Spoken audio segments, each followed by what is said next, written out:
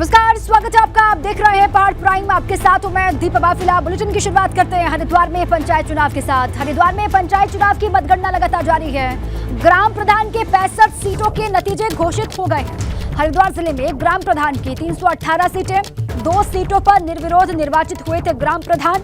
ग्राम प्रधान की कुल 316 सीटों पर मतदान हुआ था। बीडीसी की 14 सीटों पर परिणाम घोषित हो गया है। बीडीसी की कुल 221 सीटें हैं। 3 सीटों पर निर्विरोध निर्वाचन हो चुका है। अभी तक जिला पंचायत की एक भी सीट पर रिजल्ट नहीं आया। बड़ी खबर, हरिद्वार जिले में जिला पंचायत की कुल 44 सीटें हैं और अभी तक एक भी सीट पर नतीजे घोषित नहीं किए गए हैं। सुबह 8 बजे से पंचायत चुनाव की मतगणना लगातार जारी है।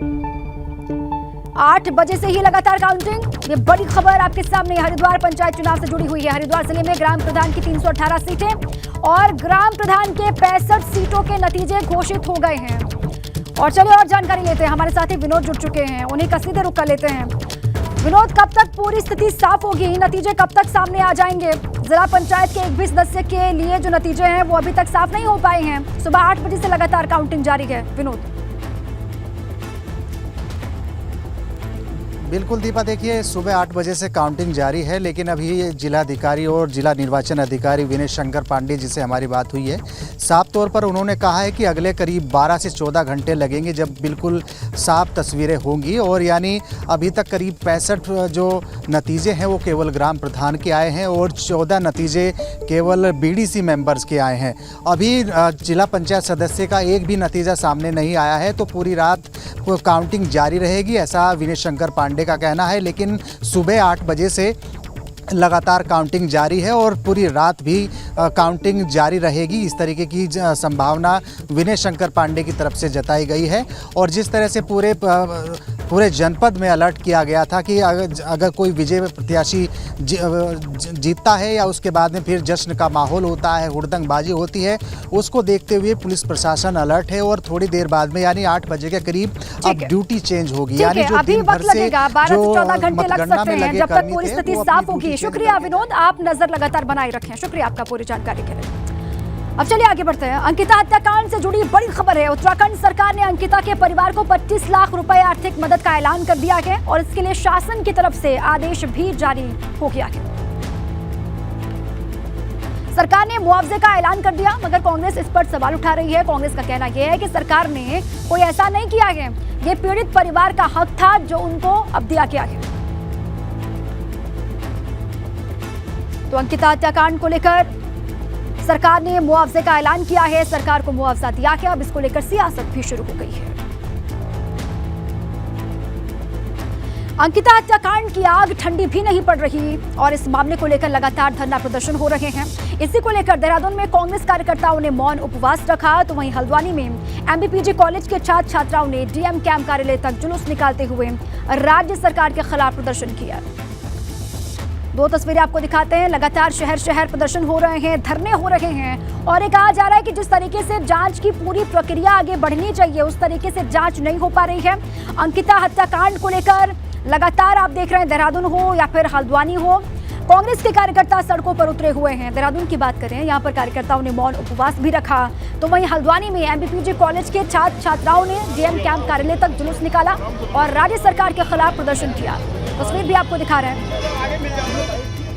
सरकार ने आर्थिक सहायता का ऐलान किया, लेकिन उसी बीच में ये 2 तस्वीर आपको हम दिखा रहे हैं। देहरादून की तस्वीर है और हल्द्वानी की तस्वीर है, जहां पर कांग्रेस के कार्यकर्ता, महिला कार्यकर्ता बड़ी संख्या में सड़कों पर उतरे, बैनर पोस्टर के साथ में अंकिता को इंसाफ की मांग की और ये कहा कि फांसी की सजा होनी चाहिए। जब तक फांसी का ऐलान नहीं होगा तब तक शांत नहीं बैठेंगे कांग्रेस के कार्यकर्ता।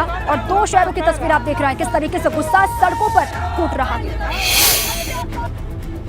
जल्दीबाजी से डोजर चलाया गया, जैसे वहां आगजनी की गई, सबूत मिटाने की कोशिश भी, और पुलिस के सबसे बड़े अधिकारी और उसके लड़की के पिता की कन्वर्सेशन, जो टेलीफोनिक कन्वर्सेशन थी, उसको किस नियत से टेप किया गया और किस तरीके से उसको सार्वजनिक किया गया, ये भी जांच का विषय होना चाहिए। ये भी एक पहलू है देखने का। और दूसरा, अगर हाई प्रोफाइल केस नहीं होता तो जिसके नाम पर रिजॉर्ट है, जिसको जमीन किसी और उद्देश्य से दी गई, जिसने वहाँ इलीगल ढंग से रिजॉर्ट चला, वो गिरफ्तार क्यों नहीं है? वो लड़के का जो फादर है जो खुद एक नेता है, बीजेपी का नेता है, वो कल अपने घर में ताला लगा के गायब हो गया। आखिर 5 दिन तक उसकी गिरफ्तारी क्यों नहीं हुई? साक्ष्य नष्ट किए जा रहे हैं, समय पर कोई कदम नहीं उठाया गया है ताकि जो चहेते हैं हत्यारों के, अंकिता के हत्यारों के, उनको साक्ष्य नष्ट करने का मौका मिल जाए। गिरफ्तारी में देरी हुई। सरकार ने मुआवजे का ऐलान कर दिया है, मगर कांग्रेस इस पर लगातार सवाल दाग रही है। कांग्रेस का कहना है कि सरकार ने कोई एहसान नहीं किया है, ये पीड़ित परिवार का हक था। राशि उत्तराखंड प्रदेश के प्रत्येक नागरिक का ऐसी परिस्थितियों में जब उसका इतना भयंकर प्रताड़ित और नुकसान से वो गुजर रहा है तो मुआवजा हक है, ये खैरात नहीं है। और मुआवजा देने से न्याय पाने के लिए हमारे मुंह को बंद नहीं किया जा सकता। हमने उस परिवार को ये कहा कि अगर उन्हें कानूनी मदद के लिए आवश्यक मदद चाहिए तो हम तैयार हैं। अंकिता हत्याकांड के बाद एक्शन में पुलिस प्रशासन है। बड़ी खबर है, टिहरी में होटल्स रिजॉर्ट में छापेमारी हुई है। एक रिजॉर्ट को सील किया गया। टिहरी से ये खबर है, 7 लोगों को नोटिस दिया गया है। बड़ी खबर, लगातार एक्शन में पुलिस प्रशासन। उत्तराखंड में अंकिता हत्याकांड के बाद से टिहरी में होटल्स और रिजॉर्ट में छापेमारी लगातार जारी है और एक रिजॉर्ट को सील किया गया। 7 लोगों को नोटिस थमा दिया गया। अंकिता हत्याकांड को लेकर ऋषिकेश में हंगामा हुआ है। दरअसल सोशल मीडिया पर अंकिता को लेकर पोस्ट डालने पर विवाद हो रहा है। आरोप है कि संघ से जुड़े एक नेता ने ये पोस्ट किया है जिसमें लड़की के बारे में अभद्र टिप्पणी की गई है। हंगामा बढ़ने पर मौके पर पुलिस फोर्स की तैनाती की गई है।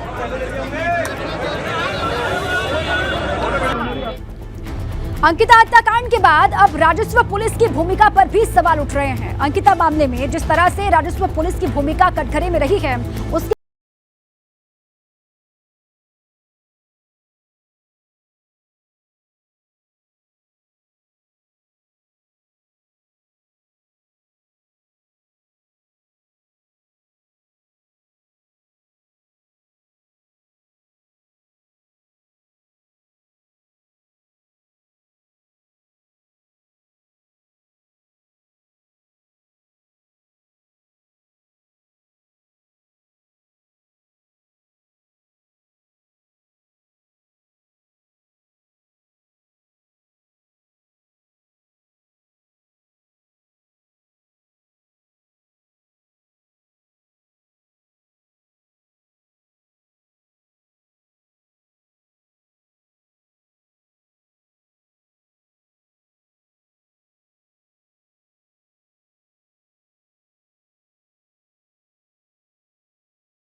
कोई पुलिस थाना या पुलिस चौकी नहीं है, यानी राज्य का आधा से ज्यादा क्षेत्र उत्तराखंड पुलिस के अधिकार के इलाके में नहीं है। इन इलाकों की सुरक्षा अंग्रेजों के जमाने से चली आ रही रेवेन्यू पुलिस सिस्टम के हवाले है। अब राजस्व पुलिस की व्यवस्था को समझिए। बात 1857 की है। हिंदुस्तान के पहले स्वतंत्रता संग्राम से घबराए अंग्रेजों को महसूस हुआ कि जनता पर प्रशासनिक शिकंजा मजबूत करने की जरूरत है। 1861 में पुलिस एक्ट लागू किया गया। मैदानी इलाकों में तो पुलिस की व्यवस्था शुरू हो गई, लेकिन सीमांत इलाके में ये व्यवस्था नहीं बन पाई। उस समय इन क्षेत्रों में राजस्व वसूली से जुड़े तमाम लोगों को ही पुलिस के अधिकार दे दिए गए थे। अंग्रेजों के ज़माने में खर्चा कम करने के लिए पर्वतीय क्षेत्रों में जो पटवारी थे, जो राजस्व के अधिकारी थे, उनको पुलिस की शक्तियां दे दी गई, क्योंकि अंग्रेज़ों का जो मंतव्य था और जो उनका उद्देश्य था वो यहाँ कानून व्यवस्था को दुरुस्त करने पर खर्च करने के बजाय रेवेन्यू कलेक्शन के अधिकारियों को ज़्यादा तैनात करने पर था।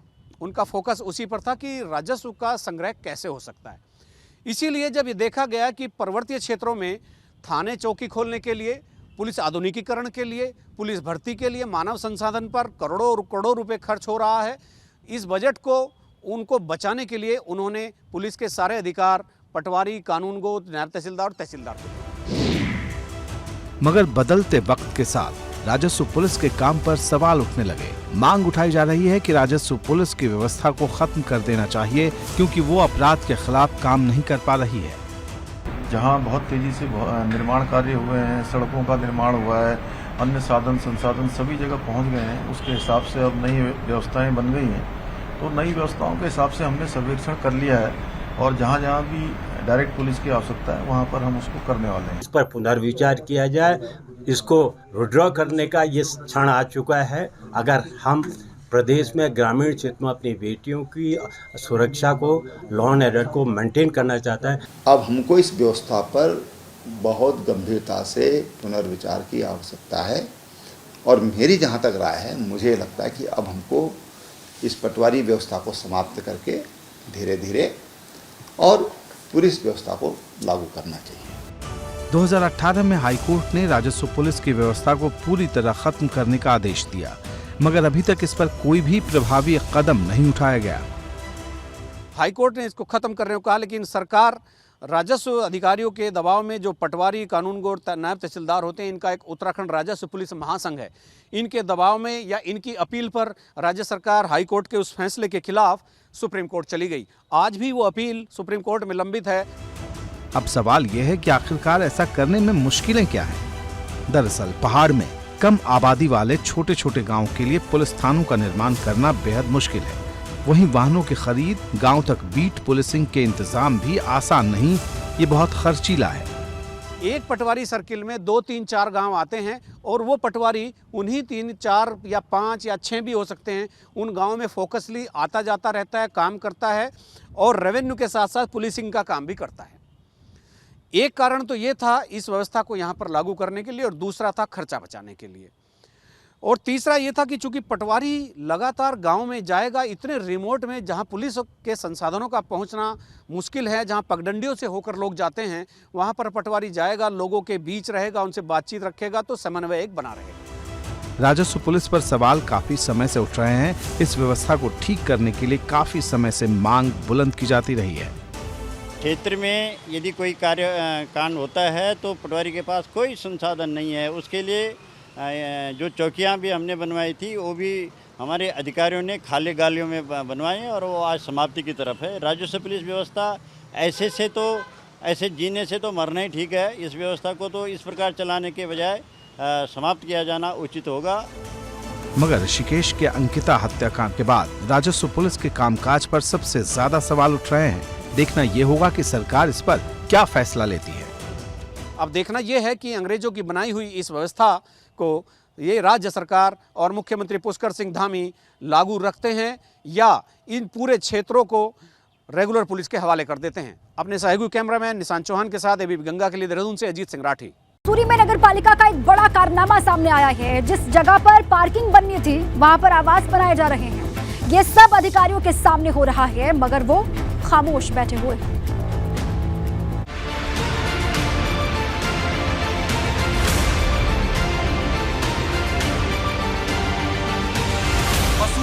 इस पार्किंग के निर्माण का काम पूरा होने से पहले ही विवाद होने लगा है। आरोप है कि पार्किंग की जगह पर आवास बनाए जा रहे हैं। जिस जगह पर पार्किंग बननी थी वहां कई मंजिला इमारत खड़ी हो गई। शुरुआत में लगा इस इमारत में पार्किंग बनेगी, लेकिन देखते ही देखते नगर पालिका ने पार्किंग को आवास में तब्दील कर दिया।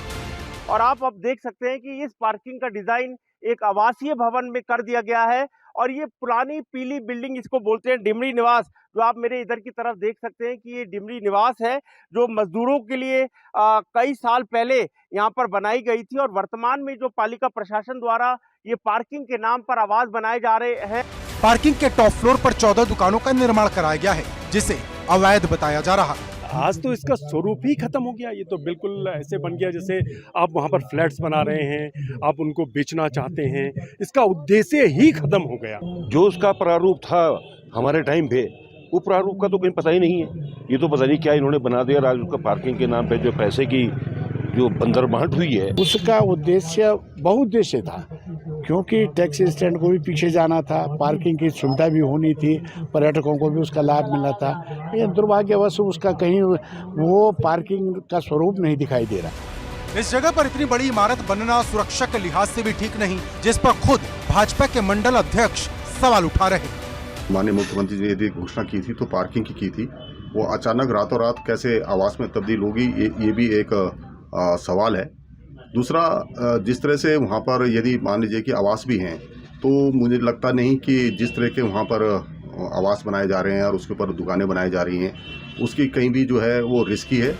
हैरानी हो रही कि जिस जगह पार्किंग बननी थी उस जगह का नक्शा ही बदल दिया गया। नगर पालिका के अधिकारियों के रवैये से मिली भगत की बू आ रही। मुझे पता लगा है उसमें ये है कि करीब 60 गाड़ियों की यहाँ पे पार्किंग बन रही है। क्योंकि ये नीचे से 3 मंजिल उठाया गया है तो इसमें इनके अफोर्डेबल हाउस बनाने का है, जो आवंटन के जरिए फिर उनको दिए जाएंगे लाभार्थियों को। बाकी ये कब से बन रहा है और क्या इसमें प्रपोज था, ये अभी डिटेल जानकारी मैं पता करूँगा। इस बारे में जब डीएम से सवाल किया गया तो वो मुआयना करने की बात कहने लगी। मैंने अपनी टीम को कहा है कि एक बार जाके उसका निरीक्षण कर ले कि क्या इश्यूज हैं जो आपके द्वारा भी बताए गए। अब सवाल ये उठ रहा कि आखिरकार इस पार्किंग को लेकर प्रशासनिक अमला क्यों खामोश है। एक तरफ मसूरी में ही शिफन कोर्ट से लोगों को अवैध कब्जा बताकर उजाड़ दिया जाता है, वहीं दूसरी तरफ इस अवैध निर्माण पर इतनी मेहरबानी क्यों। एबीपी गंगा के लिए मसूरी से सुनील सोनकर की रिपोर्ट। और इसी बीच एक बड़ी खबर आपको बता दें, देश के नए चीफ ऑफ डिफेंस स्टाफ का ऐलान हो गया है।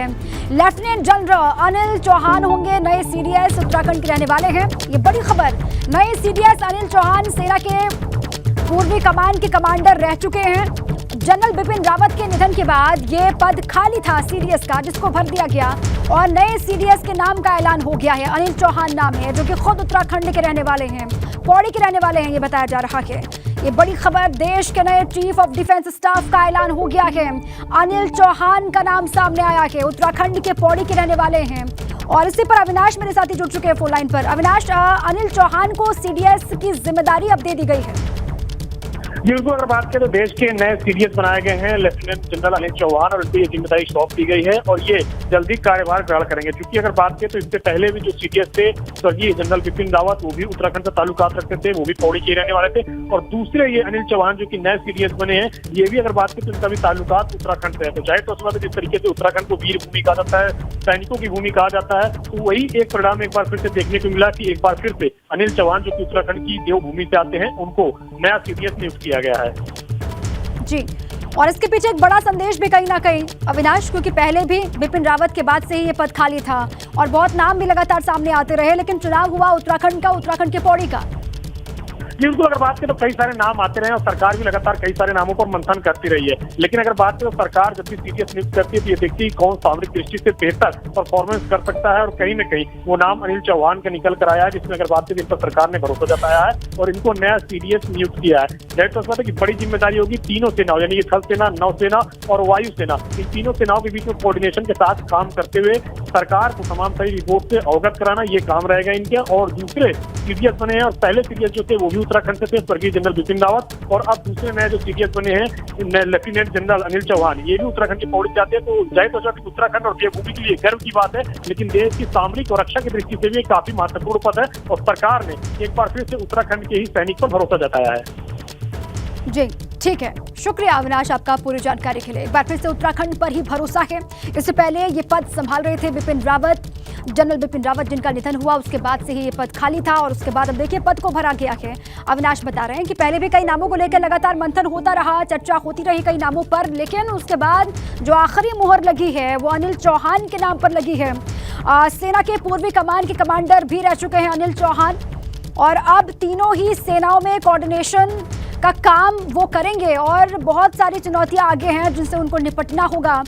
ये बड़ी खबर, देश के नए चीफ ऑफ डिफेंस स्टाफ का ऐलान कर दिया गया है। लेफ्टिनेंट जनरल अनिल चौहान नए सीडीएस होंगे। ये आप जान लीजिए उत्तराखंड के पौड़ी के रहने वाले हैं और अनिल चौहान को ये बड़ी जिम्मेदारी अब मिली है।